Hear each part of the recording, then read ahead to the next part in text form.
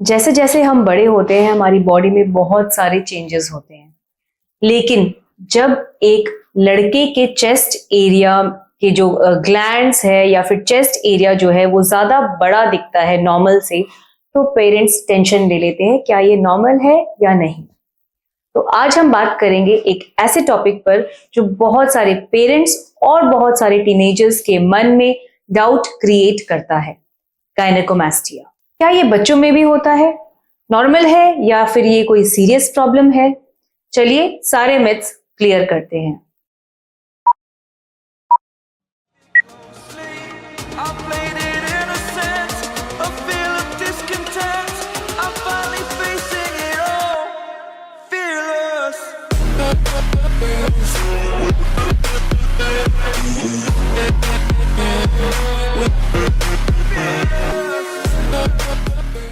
तो सबसे पहले यह समझना जरूरी है कि गायनेकोमास्टिया क्या है।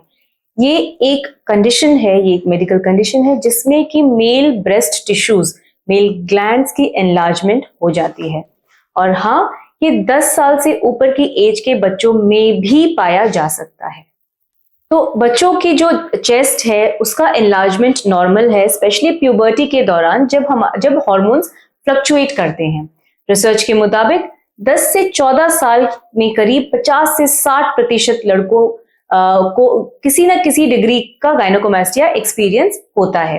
किसी किसी पेशेंट में ये वापस रिवर्सिबल, ये धीरे धीरे जैसे जैसे हार्मोन्स नॉर्मल होते हैं ग्रोथ के साथ साथ ये नॉर्मल हो जाता है, बट किसी किसी में ये परमानेंट रह जाता है। अब सबसे बड़ा सवाल ये है कि क्या इसका इलाज करना जरूरी है।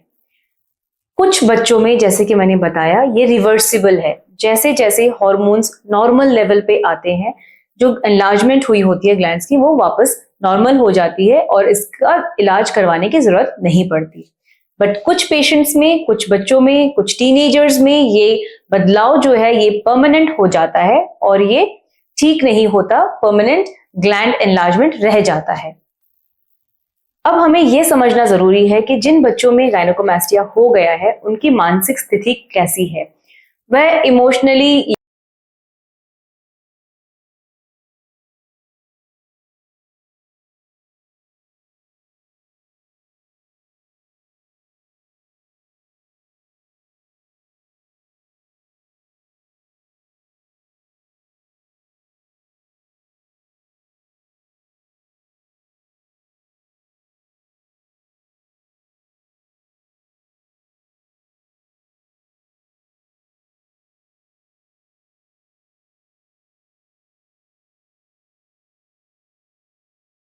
है तो सर्जरी करवा सकता है या फिर नहीं करवा सकता है। आशा करते हैं कि इस वीडियो से आपको समझ में आ गया होगा कि गायनेकोमास्टिया